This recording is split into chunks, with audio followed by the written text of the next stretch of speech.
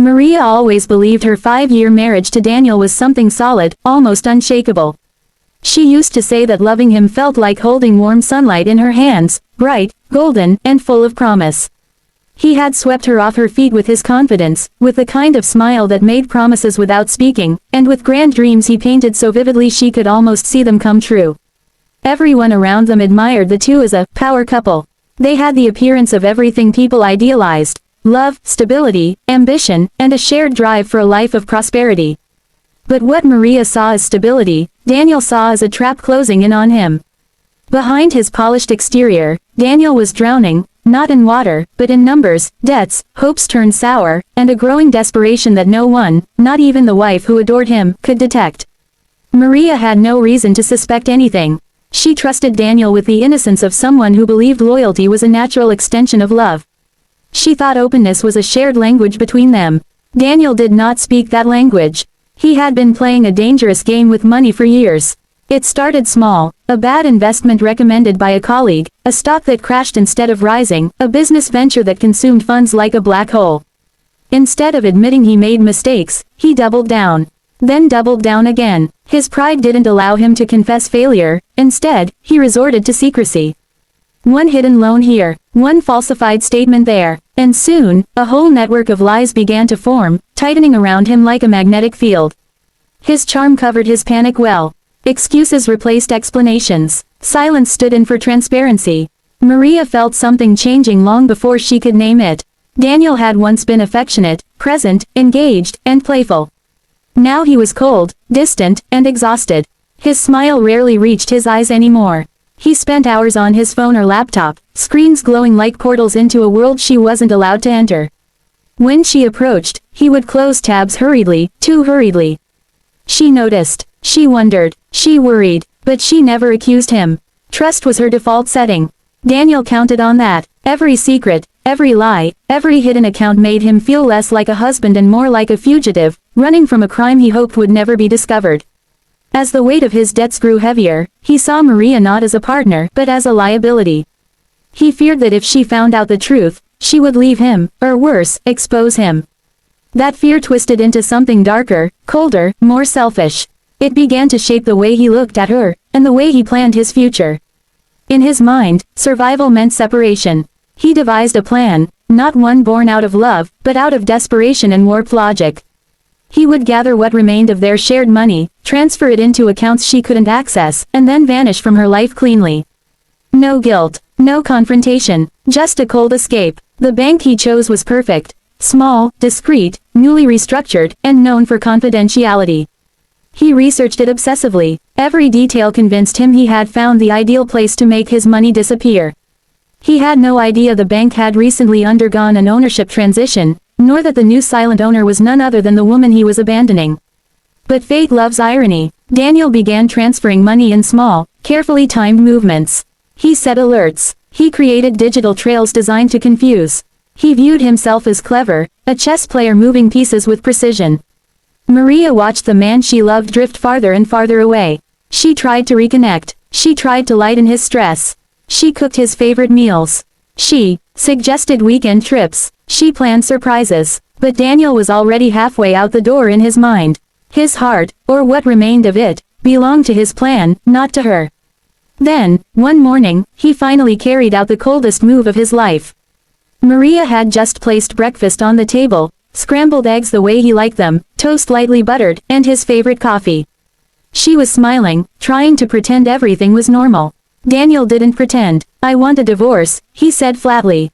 The words fell like stones onto her heart. Maria froze. The cup in her hand trembled. "What, Daniel, what are you talking about?" He didn't look at her. His eyes stayed on his plate, or rather, away from her face. He couldn't bear to see the softness he was about to shatter. "I'm not happy. I need space. This marriage isn't working," he said, each sentence delivered without emotion, like reading lines from a poorly written script. Something inside her cracked. She pressed a hand against the table to steady herself. "Daniel, can we talk about it? Can you tell me what's wrong? We can fix whatever is hurting you." "There's nothing to fix," he snapped. That hurt more than the divorce itself. With every word, he pulled farther away from her, emotionally severing something that once felt sacred. Maria's voice broke as she tried to reason with him, but his mind was already locked shut. For Daniel, the divorce wasn't a rupture, it was an exit strategy. A final step toward his pre-planned escape. 3 days later, he packed his suitcase. Maria watched from the doorway with red, swollen eyes. She felt helpless, defeated, blindsided. The man she trusted, the man she committed her life to, was leaving as if she were nothing more than a footnote in his story. He walked out and didn't look back. When the door closed, the silence in the house was suffocating. Maria collapsed to her knees and cried until her voice gave out. She blamed herself, her flaws, her failures, her perceived inadequacies.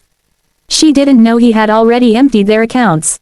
She didn't know he had taken everything, not just money, but years of dreams.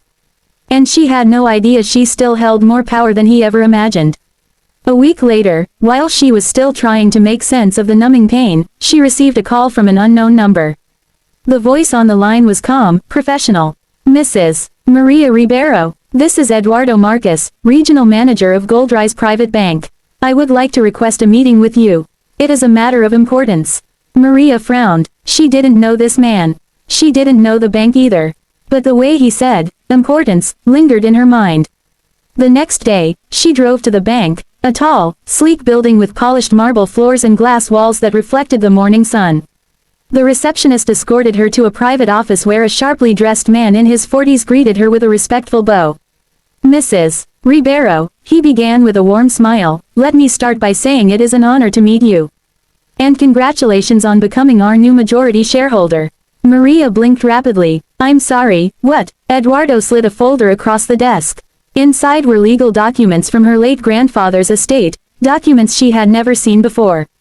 Her grandfather, the quiet man who raised her after her parents died, had invested heavily in Goldrise Bank decades earlier. The shares had been tied up in legal processes for years, and now, finally, they belonged to her.